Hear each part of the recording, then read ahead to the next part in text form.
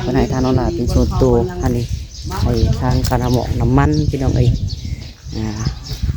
แล้วแต่ลูกเพิ่นว่าเนาะสิซื้อหยังก็ซื้อพี่น้องเอ้ยอันนี้ก็เพิ่นฝากนาประมาณนั้นล้าน400,000พี่น้องเอ้ยเพิ่นให้ทางน้องหลาเองเนาะแต่ก็เพิ่นฝากมาเข้าทางบัญชีน้องหลาเลยล่ะพี่น้องเอ้ยน้องหลาบ่ได้อันกดออกมาดอกเนาะเอาจังไดก็ได้เดี๋ยวน้องหลาสิขึ้นรูปให้เบิ่งเด้อพี่น้องเด้อนี่ดิเนาะตัดมาดี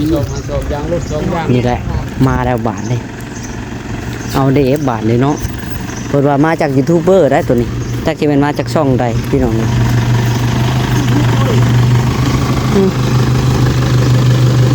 ก็อยากกินข้าวเลยข้าวลูกเองรถแบบนี้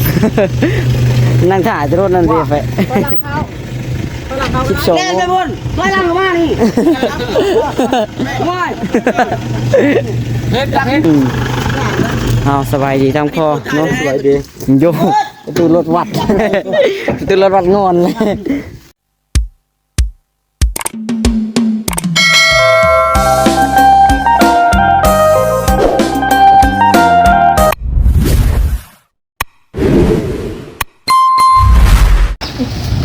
ได้ค่ะจะเมื่อยกว่าต่อบ้านเราเขาตะลุงเขาจะเช่าเมื่อยค่ะสิแพ็กมาใหม่มาอีกเนาะทางบ้านเพื่อนทางบ้านนี่เป็นเนาะ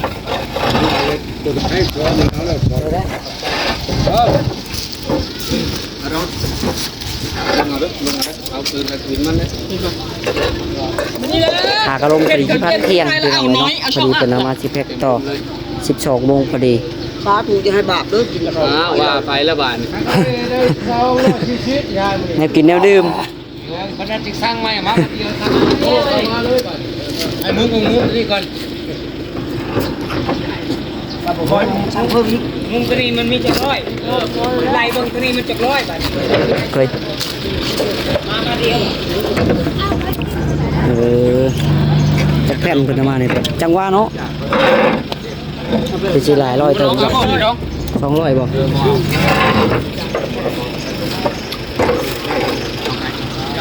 สิแพ็คเขามาเติมอีกใหม่ครับชี้จืดเนาะชีโฟนเนาะเหมือนสิแพ็ค14 โลอยู่พันแพงกันนะคือ4 ตันรถเนาะใส่หลัง4 ตันรถนักเติบเนาะแผ่น4 โลไม่น้อยเนี่ยบ่ได้ดูบ่มอดยันมันหมด400ง่ายหรอเนาะ400มันรับได้อยู่ดอกซ้ำแล่นหึงมันจะปิดรายห้านเลยนะเดี๋ยวนั่นน่ะน้ำมันแล่น1 4 โลแต่พอดปลาเลยนะผมครับไม่ได้เอาไปหน้านิ้วเลยเนาะก็คุณจะไม่หัวเท้าเอาไปพี่น้องเลยเนาะหากระลงแต่หลังคาวัดพี่น้องเลยฉันมาส่งงานซีแพ็คแล้วก็ที่ถาเบิ่งน้ำทางพอน้ำพี่น้องเลยเนาะเมื่อเช้านี้ทางพอเป็นได้ลงไปเอาซีแพ็คมาตืบนะครับเตรียมสิมุ้งต่อพี่น้องเลยทางห้องการบ้านก็ได้ยุติก่อนทางน่ะพอดีรอบนสั่งเครื่องพี่น้องเลยเนาะมาเลยแลนนั่นแลนนี่อยู่เวียกงานหลายพี่น้องเลยช่วงนี้เนาะทางบ้านนี่ก็อยากเก็บแต่ละอย่างเลยพี่น้องเลยมีทั้งสิมุ้งลังมีเห็ดวัดเนาะเห็ดห้องการแล้วก็เห็ดทางน้ำพี่น้องเลยสื่อว่าบ้านเฮากะสิได้ พัฒนาขึ้นมาอีกแน่พี่น้องเลยเนาะเอาจังไรก็ได้พี่น้องเลยทักทายสบายดีแม่ซีประสู่ขู่สู่คนพี่น้องพบพ่อกับท่าน้องลาอีกคือเก่าเนาะมาพบมาพ่อกันในมื้อนี้พี่น้องเอ้ยก็คือทางน้องลาก็ได้ขอขอบคุณใจเนาะFC ประสู่ขู่สู่คนพี่น้องเอ้ยที่คอยเป็นแรงบันดาลใจให้ท่าน้องลาพี่น้องเนาะเฮ็ดคลิปต่อๆไปพี่น้องเอ้ยมันว่าเนาะพอได้แต่ยาถอยพี่น้องเอ้ยขอขอบคุณใจหลายๆเนาะเป็นแรงบันดาลใจให้ท่าน้องลาพี่น้องเอ้ยถึงสีน้อยสีลายก็ย่าคนเบิ่งคนส้มพี่น้องเนาะตามแบบซีเพิ่นแนะนำให้น้องหลาพี่น้องถึงสีน้อยสีลายก็ย่าแต่ก็เพิ่นเบิ่งโดยความจริงใจพี่น้องกดไลค์กดแชร์ให้ทางน้องหลาพี่น้องเนาะขอขอบคุณใจหลายๆเด้อเนาะเอาก่อนอื่นก็ได้พี่น้องเนาะเมื่อนี้ทางน้องหลาได้ห รับข่าวดีเด้อพี่น้องเด้อทางแม่อ้อยเพิ่นเนาะได้ฝากเงินมากับมาให้กับทางน้องหลาพี่น้องเนาะเอาไว้ใช้จ่ายในครอบครัวซื้ออยู่ซื้อกินเพิ่นว่าพี่น้องเนาะเพิ่นให้ทางน้องหลาเป็นส่วนตัวอันนี้ให้ทางการหมอกน้ำมันพี่น้องแล้วแต่ลูกเพิ่นว่าเนาะสิซื้อหยังก็ซื้อพี่น้องอันนี้ก็เพิ่นฝากนาประมาณนั้น1,400,000พี่น้องเพิ่นให้ทางน้องหลาเองเนาะแต่ก็เพิ่นฝากมาเข้าทางบัญชีน้องหลาเลยล่ะพี่น้องน้องหลาบ่ได้อันกดออกมาดอกเนาะเอาจังไดก็ได้เดี๋ยวน้องหลาสิขึ้นรูปให้เบิ่งเด้อพี่น้องเด้อเห็นดิเนาะเอาจังไดก็น้องหลาขอมกขอบใจหลายๆทางแม่อ้อยเนาะก็ขอให้ทางแม่อยู่ดีมีแรงสุขอยู่เย็นเป็นสุขกายสบายใจขอให้แม่มีแต่ความสุขความเจริญนะแม่เด้อความเจ็บบ่ได้ความไข้บ่มีปรารถนาสิ่งใดก็ขอให้แม่ได้สมพรปรารถนาได้แม่เด้อสาธุพี่น้องเนาะเอาพี่น้องโอเควันนี้ก็ได้เนาะเดี๋ยวถ้าเบิ่งพี่น้องสิแพ็กว่าคือมาทางยูทูบเบอร์ได้พี่น้องเนาะทางนั้นก็ได้ทางพ่อก็ว่าคนสิแพ็กมากับมาทางยูทูบเบอร์คือกันทางนั้นก็ได้เนาะช่วยกันสร้างประตูโค้งวัดบ้านเฮาพี่น้องถือว่าวัดบ้านเฮาก็ได้เนาะทางงานไอ้เพิ่นมาเบิ่งเมื่อวานนี่ทางบ่คิดเพิ่นว่าโอ้ใหญ่พอสมควรอยู่พี่น้องทางบ้านเพิ่นบ้านใหญ่ยังบ่เฮ็ดประตูโค้งใหญ่ปานนี้พี่น้องเนาะเพิ่นว่าถือว่าบ้านน้องหลานนี่ถือว่าถึงจะเป็นบ้านน้อยแต่ก็ประตูโค้งนี่สุดๆเลยพี่น้องเนาะถือว่าใหญ่พอสมควรอยู่พี่น้องเอาโอเคพี่น้องสำหรับคลิปนี้เดี๋ยวรอเบิ่งก่อนเนาะยังไม่ได้จบคลิปใช่พี่น้องรอเบิ่งก่อนรอเบิ่งทางพ่อเป็นมาเขาบอกเป็นโทรหาน้องลาเมื่อกี้นี่ว่าพาหับ10 แพ็คเด้อพาเมื่อวันหากก็ลงจากราคาจะได้กลับเที่ยงมื้อเพื่อนแหละพี่น้องมากินข้าวกินน้ำเนาะแต่ว่าเป็นบ่ได้เพลนอย่างดอกเนาะเมื่อกินข้าวอยู่เพื่อนพี่น้องเนี่ยปกติแต่เก่ากับเพลนอยู่พี่น้องบางมือเพิ่นก็เพลนบางมือเพิ่นก็บ่ได้เพลนเนาะเอาจังได๋ก็เดียวรอเบิ่งก่อนพี่น้องเนาะเพิ่นสิเอามาอีกจักแผ่นคือว่ามาทางยูทูบเบอร์ได้พี่น้องแต่เป็นยูทูบเบอร์ทานได้น้องลาก็ยังบ่ฮู้คือกันเนาะไปเดี๋ยวรอเบิ่งพี่น้องตัดมาดีนี่แหละมาแล้วบาทเลยเอาได้บาทเลยเนาะเพิ่นว่ามาจากยูทูบเบอร์ได้ตัวนี้จักสิแม่นมาจากช่องใดพี่น้อง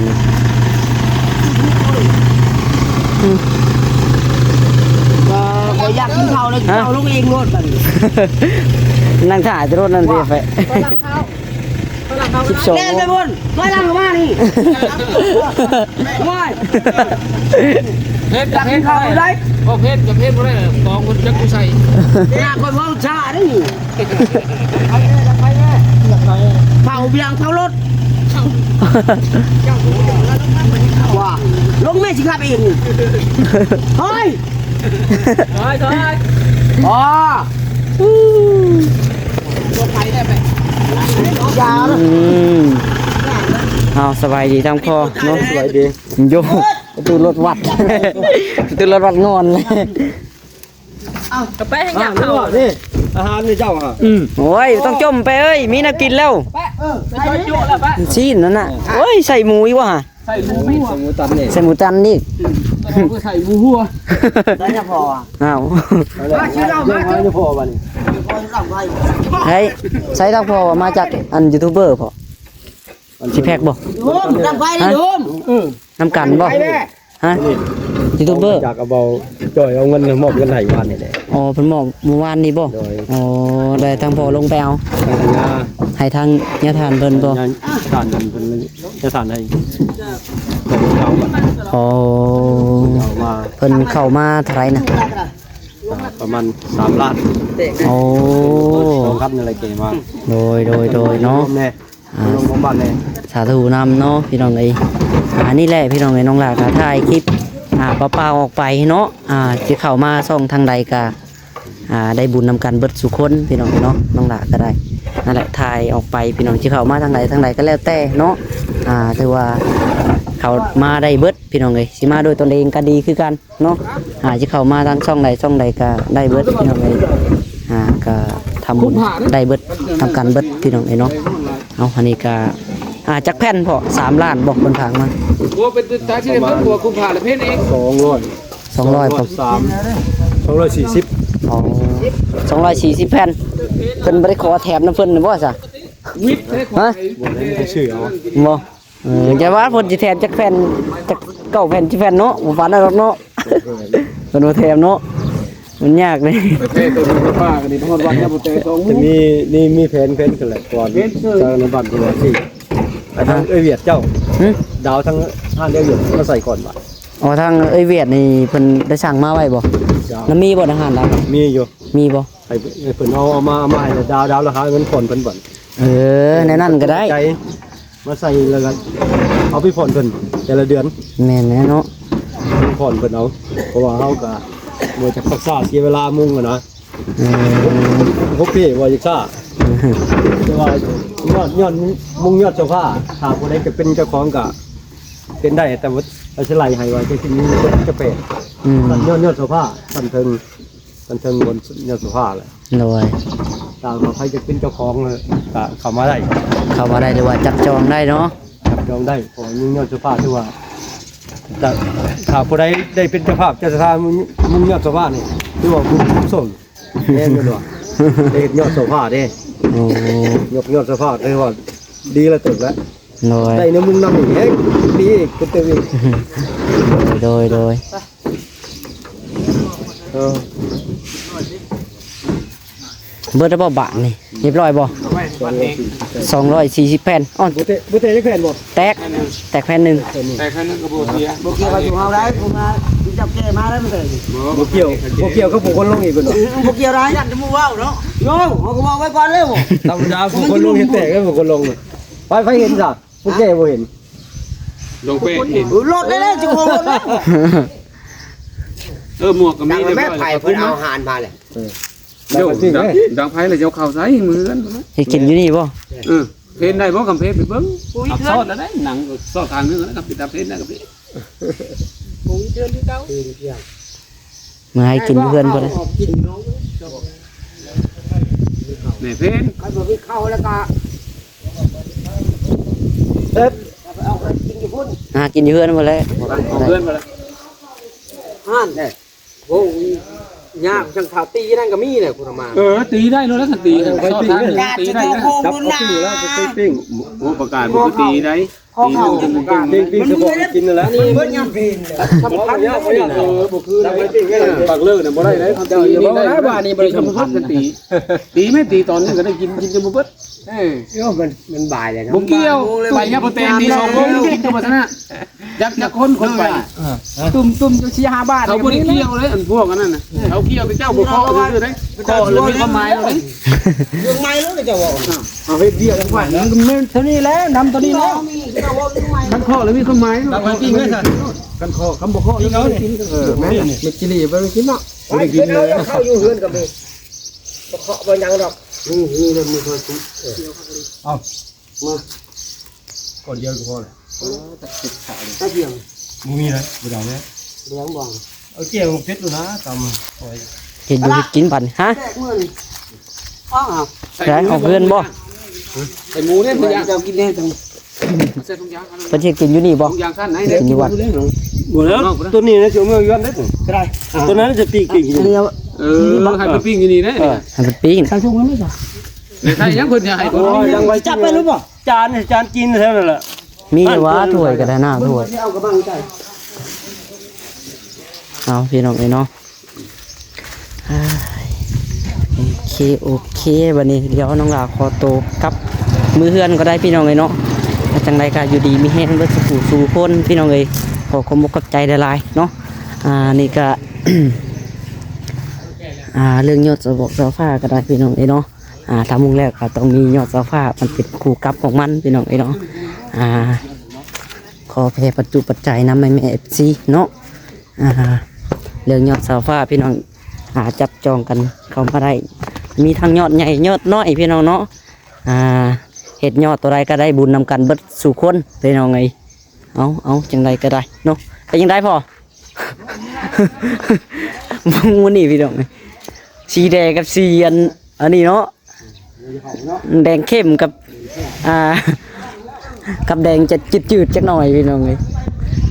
สีท่าเองเนาะบ่คือกันอะไรเอ๊ะบ่เข้ากันโตซื้อมาตัวนี้เข้าอยู่ได้เนาะเข้ากันอยู่งามคือกันอยู่ตัวท่านี่มันบ่คือกัน ในการเอาเศษผ้าสัก เอาจังไรก็โอเคพี่น้องสำหรับคลิปนี้ก็น้องหล่ะขอตัวพี่ก่อนเนาะจังไรก็อยู่ดีมีเฮงเบิดสุขสุขคนพี่น้องเลยขอขอบคุณใจหลายๆเนาะแม่ๆ FC เบิดสุขสุขคนเด้อเอาสบายดีพี่น้องบ๊ายบาย